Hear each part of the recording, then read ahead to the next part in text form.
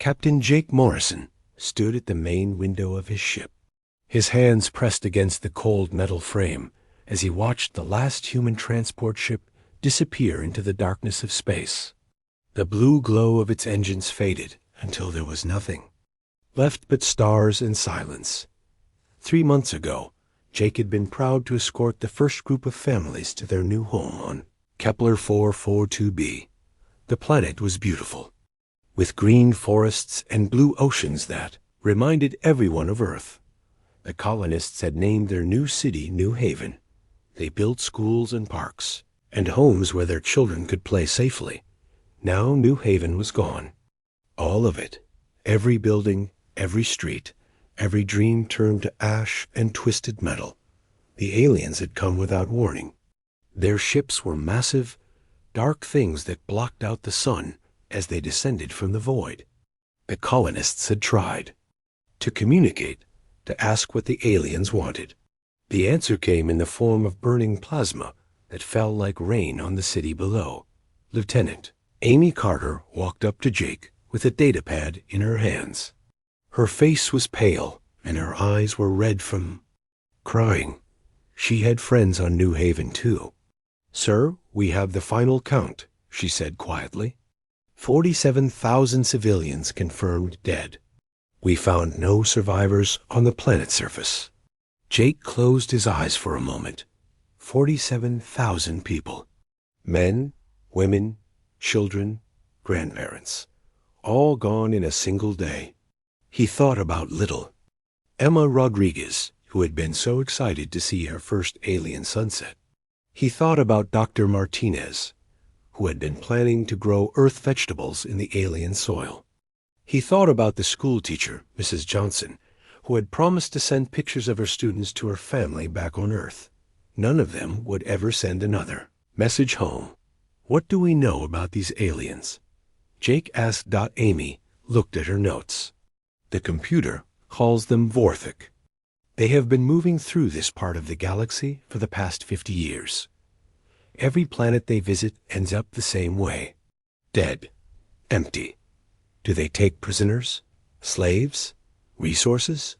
No, sir. They just kill everything and move on. Intelligence. Thinks they do it for fun. Jake felt something cold and angry growing in his chest.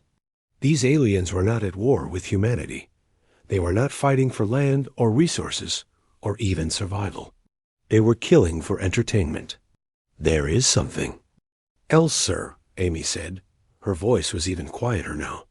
During the attack, they broadcast something on all communication channels. What kind of broadcast? Amy hesitated. Screaming, sir. The sounds of people dying. They recorded it and sent it out to the whole galaxy, like they wanted everyone to hear what they did. Jake's hands formed into fists.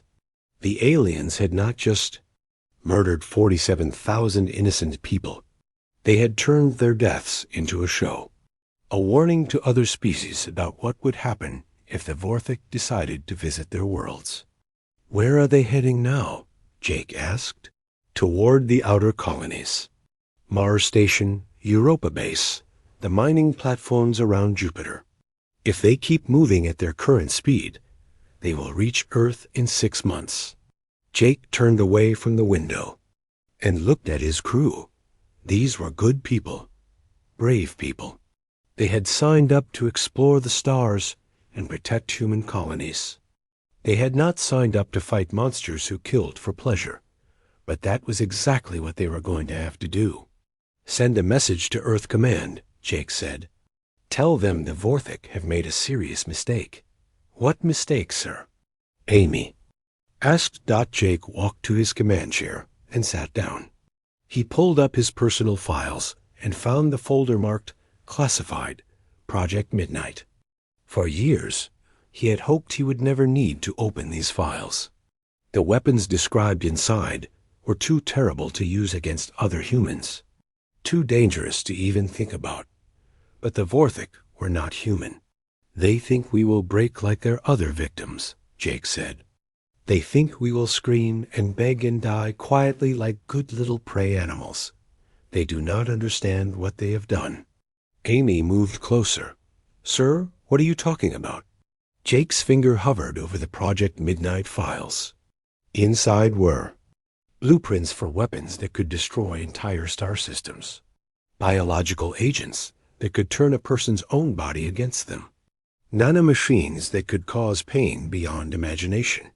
For decades, human scientists had been creating tools of destruction that were so horrific, no sane person would ever use them.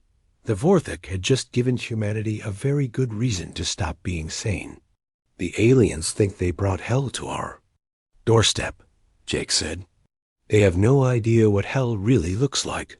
Send the message to Earth Command. Tell them to wake up the monsters. Amy stared at him.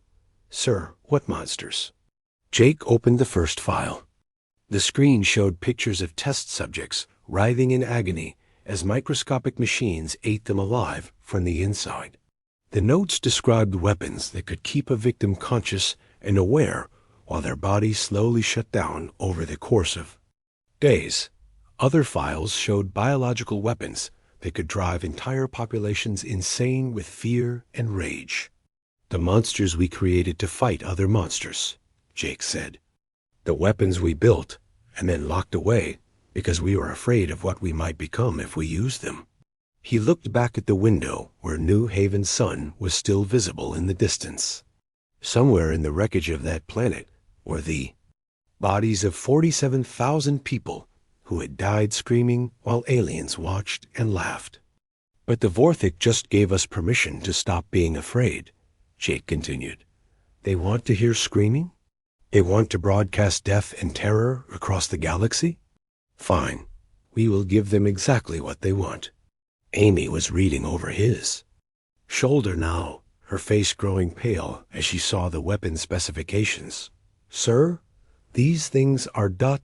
they are horrible. Yes, they are, Jake agreed.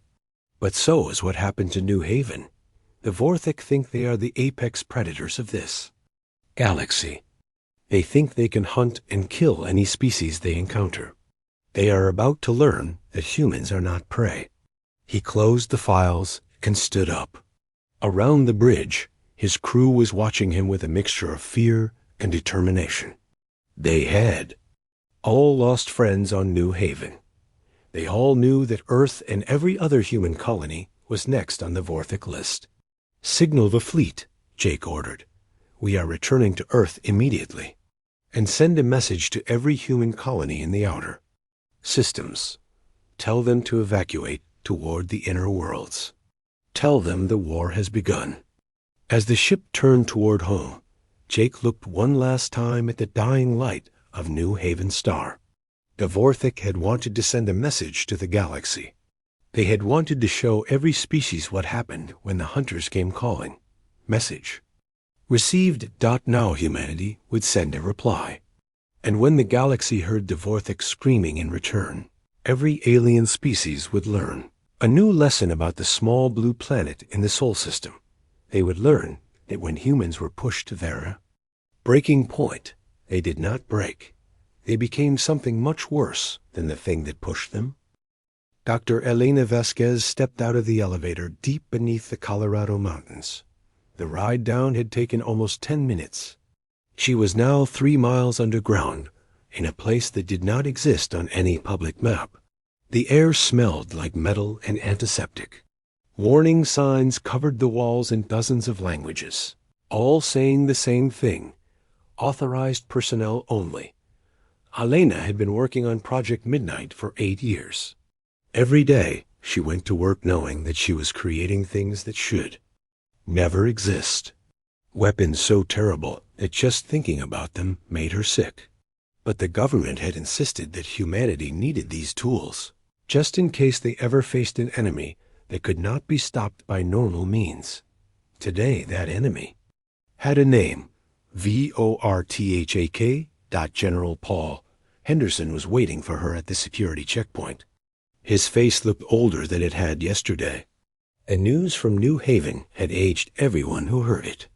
Doctor, the President has given us full authorization, he said as they walked through the scanning machines. How quickly can you have the first batch ready? Elena's hands shook slightly as she pressed her palm against the biometric scanner. The machine beeped, and the heavy door unlocked with a sound like a prison cell opening.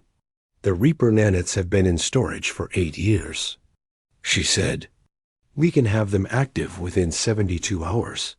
But General, once we cross this line, we can never go back. These weapons will change us forever." Henderson stopped walking and looked at her. The Vorthic crossed that line first when they murdered children on New Haven. They broadcast those screams across the galaxy as entertainment. Now it is our turn to send a message.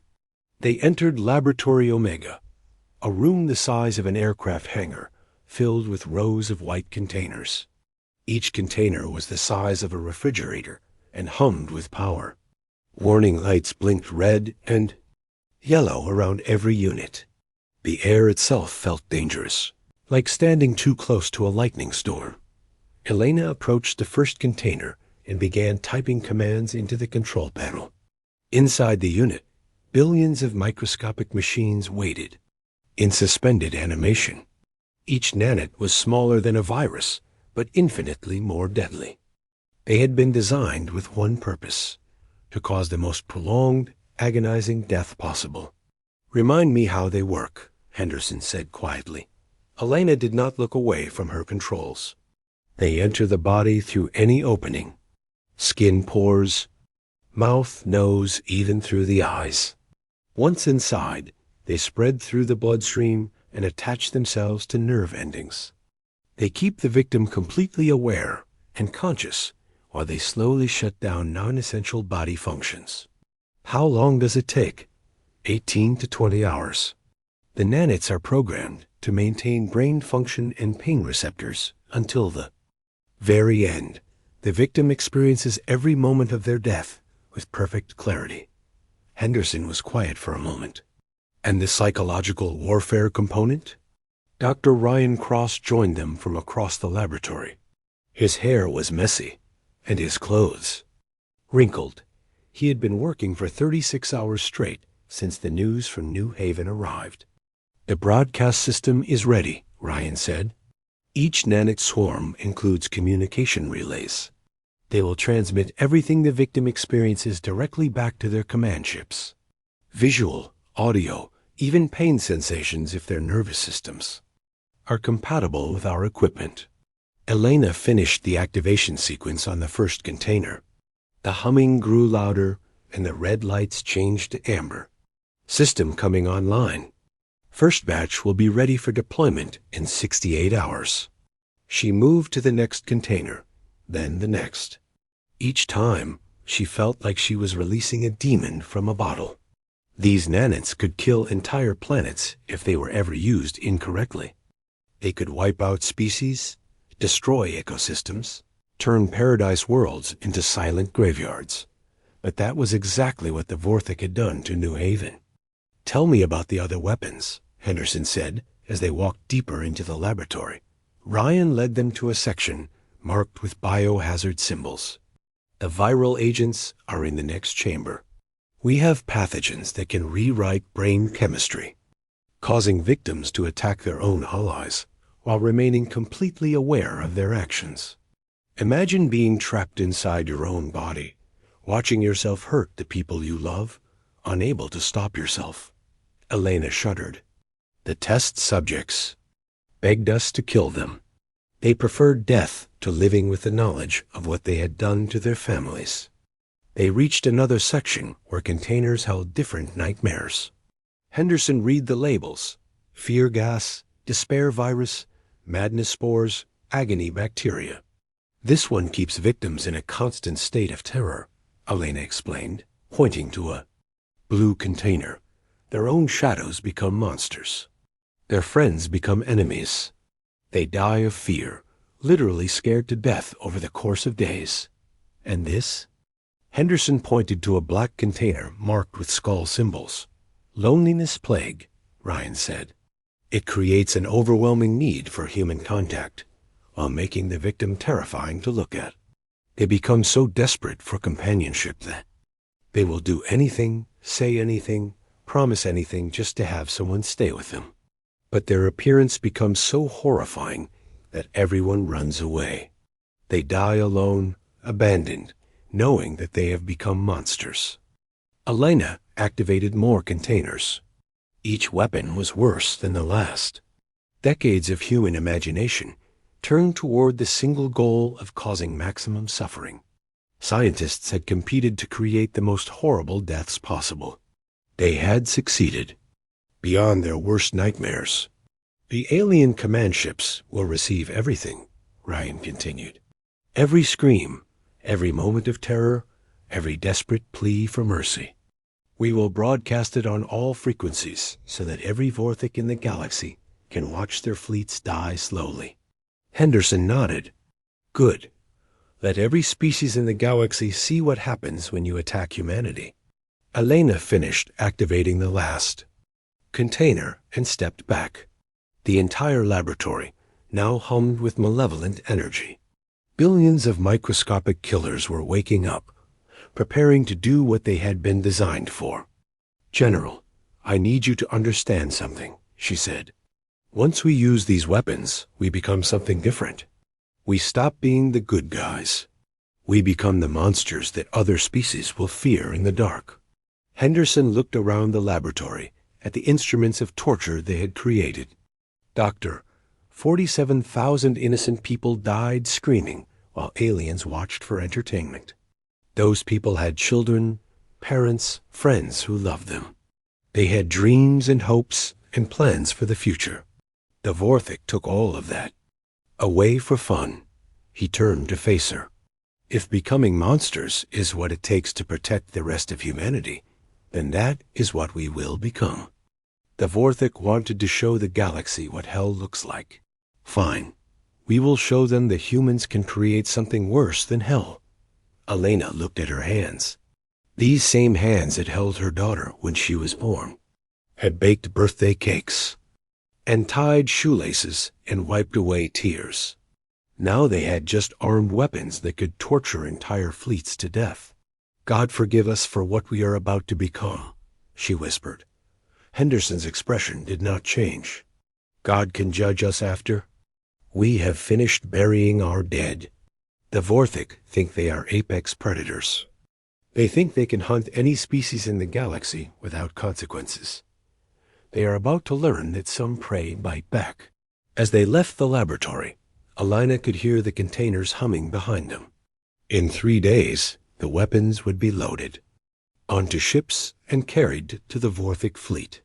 The aliens would die in ways that would make their victims on New Haven seem fortunate by comparison.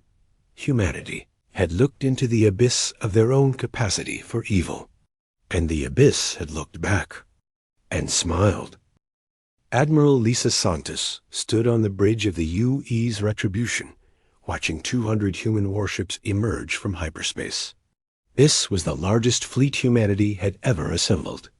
Every ship carried weapons that had been locked away in the deepest vaults on Earth, weapons that their creators had prayed would never be used. Today, those prayers would go unanswered.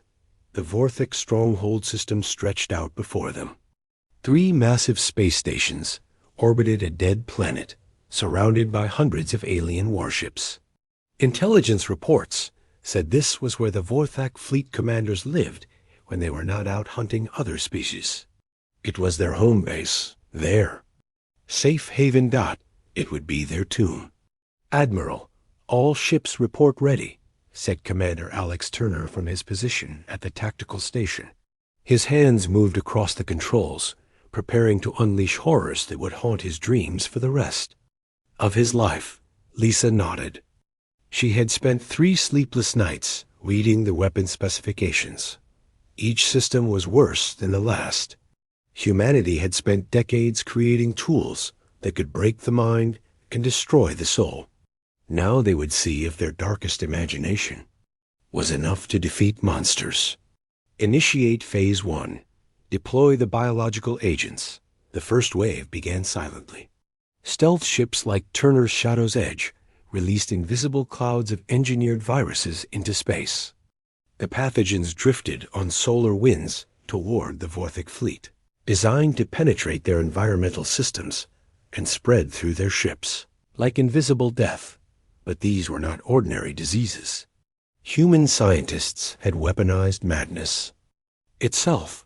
The viruses would rewrite alien brain chemistry, turning rational thoughts into paranoid nightmares. The victims would become convinced that their closest allies were enemies trying to kill them. They would attack their own friends and family while remaining completely aware that their actions made no sense. Captain Monica Rivers watched the first effects from her dreadnought Iron Will. "Admiral, we are seeing movement in the Vorthik formation. Several ships are changing course without apparent reason." On the main screen, Lisa could see alien vessels beginning to turn toward each other. The biological weapons were working faster than expected. Within minutes, the first shots were fired, as Vorthik ships opened fire on their own wingmates. "Psychological weapons showing full effect," Turner reported. "They are tearing each other apart." But the real nightmare was still approaching. The nanite clouds were invisible, carried on cosmic radiation toward the alien fleet. When they reached their targets, the true horror would begin. Lisa had read the test reports. She knew what the nanites would do to living tissue. The knowledge made her sick, but she pushed the feeling down. The Vorthik had murdered 47,000 innocent people for entertainment. They deserved whatever humanity could give them.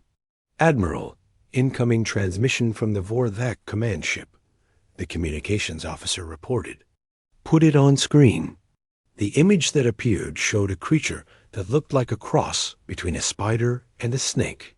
Its multiple eyes burned with rage, and its voice came out as a series of clicks and hisses that the translation computer converted to words. "Human vessels, you dare to attack the Vorthik in our own territory. We have destroyed 17 civilizations. Your pathetic species will be the 18th. Lisa stepped forward. "My name is Admiral Lisa Santos of the United Earth Fleet. You made a mistake when you attacked New Haven Colony." The alien commander's eyes narrowed. "Mistake? We gave your people the honor of feeding our entertainment systems." Their screams were quite amusing. "I am sure they were," Lisa said calmly. "But you misunderstood something important about humanity. You thought we were prey. You thought we would run and hide and beg for mercy like the other species you have hunted." More Vorthik ships were firing on each other now. The biological weapons had spread through half their fleet. Alien crews were fighting hand-to-hand combat in their own corridors, convinced that their shipmates were trying to kill them. "What is happening to my fleet?" the commander demanded. Lisa smiled, and it was not a pleasant expression. "You wanted to show the galaxy what hell looks like. We decided to return the favor. The viruses spreading through your ships are just the beginning. Your people are going insane with paranoia and fear. They will kill each other while fully understanding that their actions make no sense." The alien's face showed something that might have been fear. "Impossible. No species has weapons like this." "You are correct," Lisa agreed. "No sane species would create weapons like this. But you taught us that sanity is a luxury we cannot afford. You see, humans have something that your other victims did not have. We have imagination, and we have spent decades imagining new ways to cause pain and terror." On the tactical display, the nanite clouds were finally reaching the Vorthik fleet. Lisa watched as the first ships began to report system failures. But these were not mechanical problems. The nanites were finding their way inside alien bodies, beginning their slow, methodical work. "The real show is about to begin," Lisa continued. "Those microscopic machines entering your ships right now are called Reaper nanites. They will keep you alive and conscious while they systematically shut down your body functions. You will experience every moment of your death with perfect clarity." The Vorthik commander was speaking rapidly to his crew, but Lisa could see panic spreading across the bridge behind him. Alien soldiers were collapsing as the nanites found them. But here is the truly beautiful part, Lisa said. The nanites include broadcast equipment. Every moment of agony, every scream, every desperate plea for mercy will be transmitted back to every Vorthic world in the galaxy. Your people will watch their mighty fleet die slowly and helpfully. Turner looked up from his station. Admiral, we are receiving the first transmissions from the nanite swarms. The aliens are beginning to understand what is happening to them. Lisa nodded. Put it on speakers. Let our crews hear what justice sounds like. The bridge filled with alien screams. The sounds were different from human voices, but pain and terror translated across any species. The Vorthic were learning what their victims on New Haven had experienced, magnified 1,000-fold. You monsters, the alien commander gasped. He was struggling to stay upright as the nanites found him too. This is not war. This is torture. Yes, it is, Lisa agreed. Just like what you did to 47,000 civilians who never hurt anyone. The difference is that our victims deserve what is happening to them. The commander's image flickered as his ship's systems began to fail. Other species will unite against you for this. You will be hunted across the galaxy. Lisa shook her head. I do not think so. Every alien government will receive recordings of your fleet's destruction. They will see what happens when someone attacks humanity. Most of them will decide that their own planets are much safer if they never bother us again. Around the bridge, her crew was listening to hundreds of alien voices joined in a symphony of suffering. Some of the younger officers looked sick, but none of them asked her to turn off the sound. They all remembered New Haven. They all knew that these screams were justice for the 47,000 who had died. Phase 2 is complete, Turner reported. All Vorthic vessels are infected with both biological and nanotechnological agents. Estimated time until fleet termination is 18 hours. Begin Phase 3, Lisa ordered. I want every moment of this broadcast to their home worlds. I want every Vorthic in the galaxy to watch their hunters become the hunted. As the alien fleet slowly tore itself apart, Lisa thought about the children who had died on New Haven. She thought about Emma, Rodriguez, and Dr. Martinez and Mrs. Johnson. They would never see another sunrise, never laugh with their families. Again, never achieve their dreams. But their deaths would be avenged, and no other human colony would ever suffer the same fate. The Vorthic had brought hell to humanity's doorstep. Humanity had responded by showing them what real hell looked like. Admiral Kreshtar had conquered worlds for 300 years. He had watched 17 different species fall before the might of the Vorthic Empire. He had seen planets burn and civilizations crumble. Nothing in the galaxy had ever challenged his people's dominance. Until today, the flagship Eternal Hunger shook as another explosion rocked the hull. Through the command center's main view screen, Kreshtar watched his fleet destroy itself. Ships that had served for centuries were firing on their sister vessels. Crews that had fought together for decades were killing each other in the corridors. Report, he commanded his tactical officer. Sir, 60% of our fleet is engaged in friendly fire. The crews appear to be suffering from some form of madness. They believe their own shipmates are enemies. Kreshtar's 4 arms gripped the command chair as another wave of pain shot through his body. The microscopic machines the humans had released were working their way through his nervous system.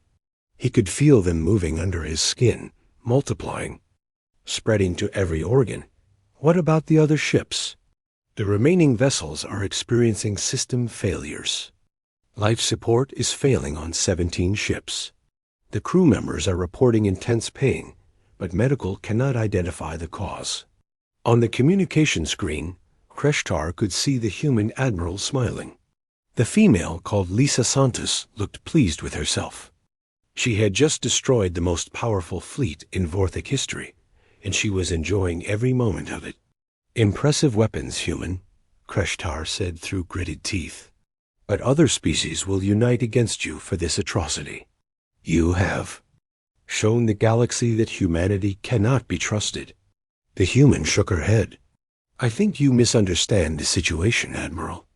Every alien government in known space is watching this broadcast.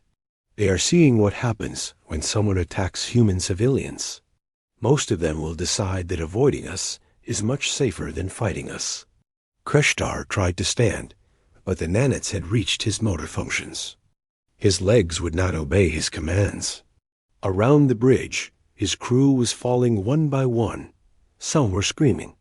Others were begging for mercy in languages they had learned from conquered worlds. "Sir," his communications officer gasped, "we are receiving transmissions from the home worlds. They are asking for status reports." "Tell them," Kreshtar ordered. "Tell them what the humans have done." The officer's hands shook as he operated the controls. "Sir, the nanites are broadcasting automatically.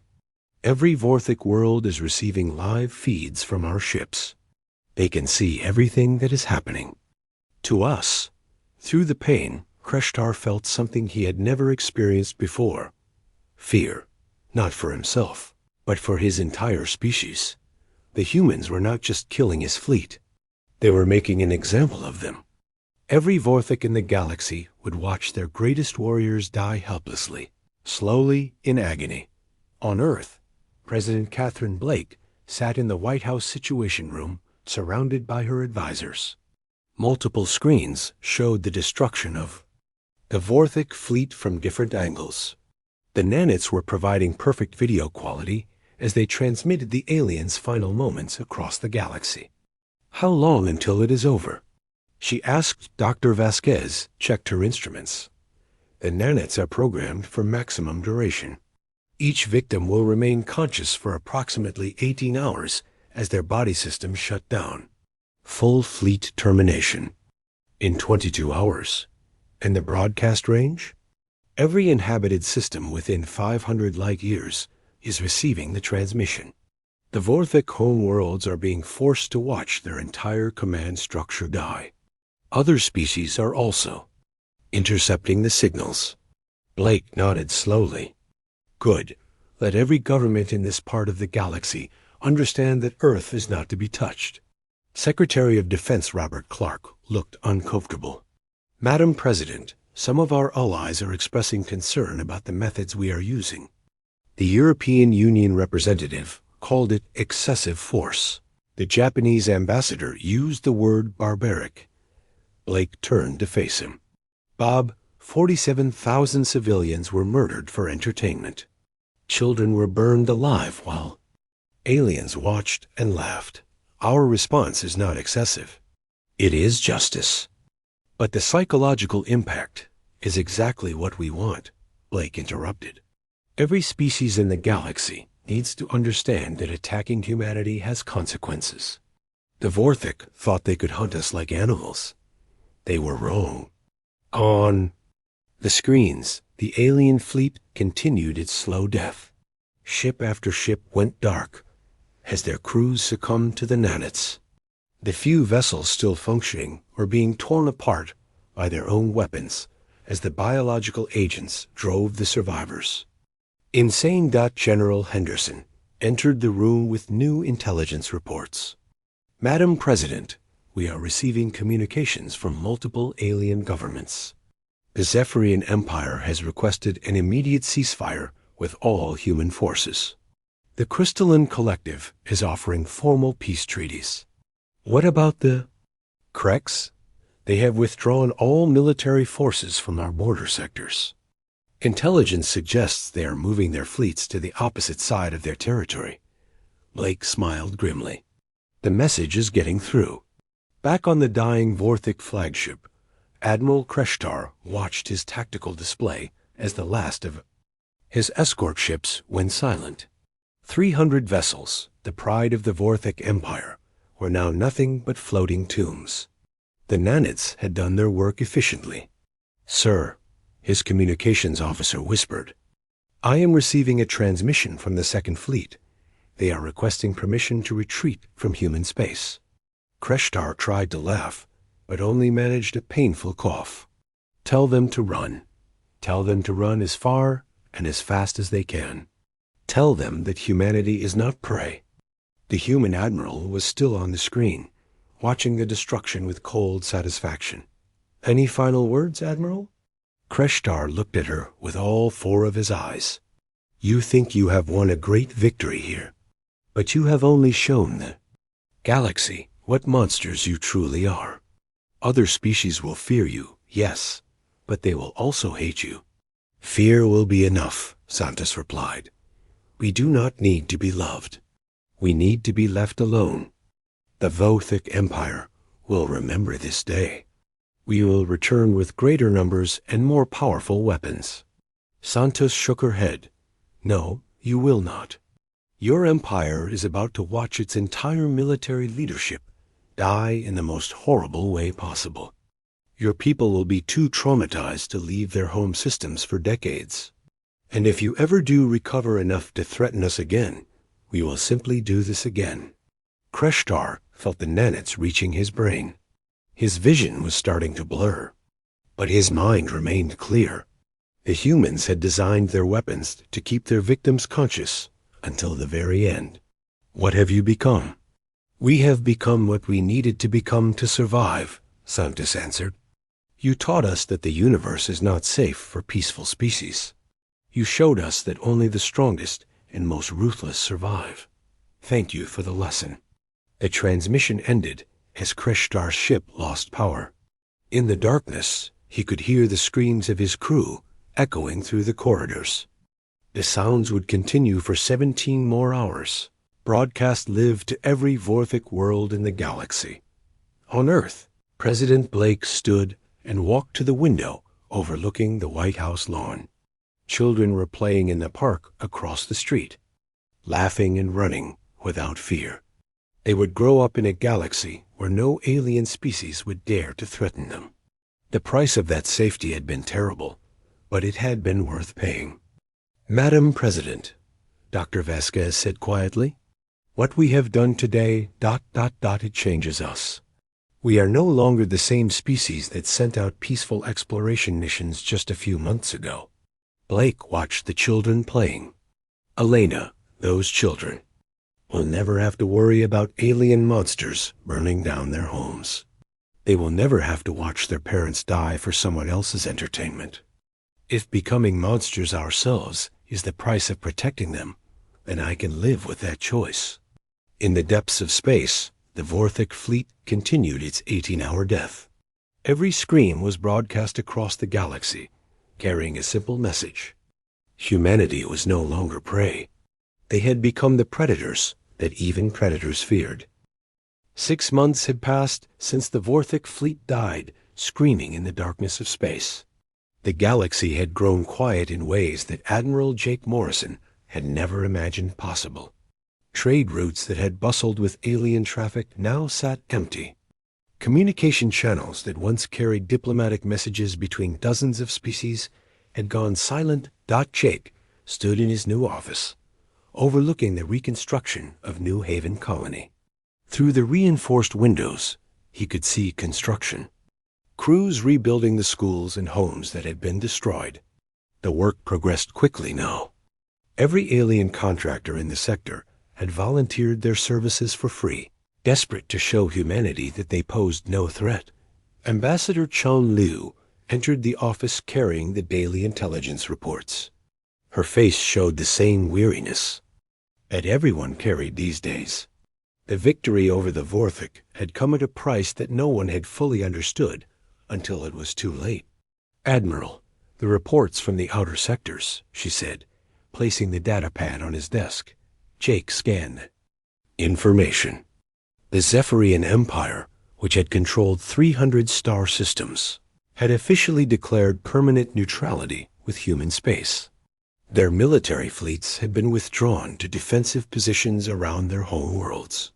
The Crystalline Collective, once known for their aggressive expansion policies, was now offering tribute payments to Earth in exchange for non-aggression guarantees. What about the Krex? Jake asked. Complete withdrawal from all border systems. Our long-range sensors show their entire war fleet has moved to the far side of their territory. Intelligence believes they are preparing to abandon their outer colonies entirely. Jake nodded and continued reading. The most interesting report came from the Vorthic home worlds. The surviving members of their species had not left their star system since watching their fleet's destruction. Psychological analysis suggested they were suffering from what human doctors called collective trauma. An entire civilization had been broken by 18 hours of broadcast horror. Any hostile activity anywhere in the sector? None, sir.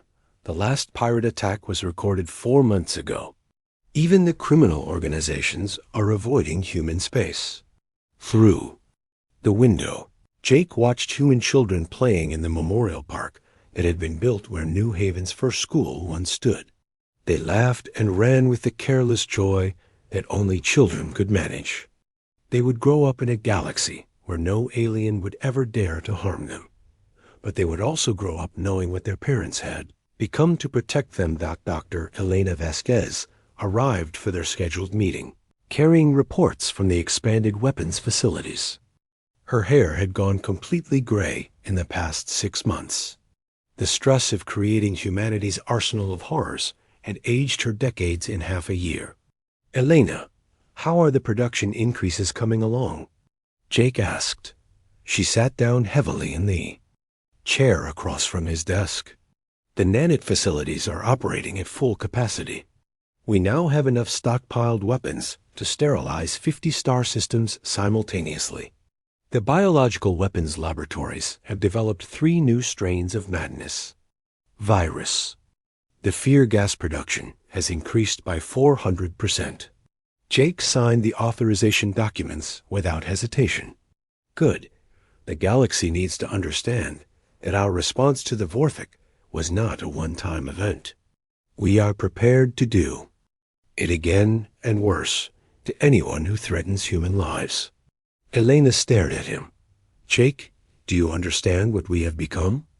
6 months ago, we were explorers and scientists and teachers. We sent peaceful missions to make contact with other species. Now we are the thing that entire civilizations have nightmares about. Yes, I understand perfectly, Jake replied. And I sleep better at night, knowing that no human child will ever die screaming for alien entertainment again. Chun brought up the galactic communication networks on the wall display. Dozens of channels that had once carried news and trade information between species now broadcast the same thing: warnings about humanity. Alien governments were sharing information about human weapons, trying to understand how to avoid triggering another response like the one that destroyed the Vorthic. The Altarian Council has issued a formal statement classifying humans as a Category 5 extinction threat, Chun reported. They have recommended that all member species maintain a minimum distance of 100 light years from any human territory. The hegemony of worlds has gone further, Elena added. They have made it illegal for any of their citizens to enter human space. The penalty is life imprisonment. Jake smiled, but there was no warmth in the expression. Excellent. The message is being received clearly. A communication alert chimed from Jake's desk terminal. The message was from Captain Monica Rivers, now commanding the patrol fleet that guarded the outer colonies. Admiral, we have a situation developing in the Kepler-62 system. A small alien vessel has requested permission to enter human space. They claim to be refugees from the Vorthic Empire. Jake activated the communication link. Monica, what is your assessment? Sir, it appears to be a civilian transport carrying about 50 Vorthic survivors. They are requesting asylum from their own people. Apparently, their homeworlds have become uninhabitable due to psychological breakdown of their society. Elena leaned forward. Jake, those could be the aliens who participated in the New Haven massacre. Or they could be innocent civilians whose only crime was being born into the wrong species. Chun countered. Jake considered the situation. 6 months ago, His first instinct would have been to offer humanitarian aid to refugees in need. But 6 months ago, humanity had still believed that the galaxy was a place where good intentions and peaceful cooperation could solve problems. Monica scanned their vessel for weapons and perform full biological screening. If they are clean, escort them to Processing Station Alpha. What are your orders for Processing Station Alpha, sir? Jake looked out at the children playing in the Memorial Park. Some of them had parents who died on New Haven. Some of them had nightmares about alien monsters coming to burn down their new homes. All of them deserved to live in a galaxy where they would never have to be afraid. Standard protocols. Jake said, full interrogation of all passengers. Complete psychological evaluation. Background verification. If they are found to be former military personnel or participated in any attacks on civilian populations, they are to be handed over to Dr. Vasquez's research division. Elena went pale. Jake, you cannot be serious. Using prisoners for weapons testing violates every treaty we have ever signed. We are not signatories to those treaties anymore, Jake replied calmly. We withdrew from all galactic conventions after New Haven. Humanity now operates under its own moral code. And what code is that? Jake turned back to the window where human children played safely under an alien sun. The code that says human lives matter more than alien lives. The code that says we will do anything, become anything, sacrifice anything to protect our own people. Chun was quiet for a long moment. Admiral, what happens when other species develop weapons like ours? What happens when they decide that their people matter more than human people? Then we develop worse weapons, Jake answered without hesitation. We stay ahead of the curve. We make sure that no matter how dark and terrible other species become, humanity remains darker and more terrible. Elena stood up slowly. I used to believe that we were the good guys in this story. I used to think that we were fighting to preserve civilization and justice and peace. We are preserving those things, Jake said, for humans. The rest of the galaxy can find their own way to civilization, or they can stay afraid of us. I honestly do not care which option they choose, as long as they leave us alone. As Elena and Sean left his office, Jake remained at the window watching the children play. In the distance, construction crews were building new defensive installations around the colony. Weapons platforms that could sterilize entire fleets were being disguised as communication arrays and research stations. The galaxy had wanted to test humanity's limits. They had learned that humans did not have limits when it came to protecting their own. They had discovered that when pushed to choose between remaining good and remaining alive, humanity would choose survival every time. In the depths of space, automated beacons continued broadcasting the final moments of the Vorthok fleet to any species that wanted to listen. The message was simple and clear. Humanity was no longer the prey. They had become something that even the monsters feared to challenge. The universe had brought hell to humanity's doorstep. Humanity had responded by becoming hell itself, and they were perfectly comfortable with that transformation.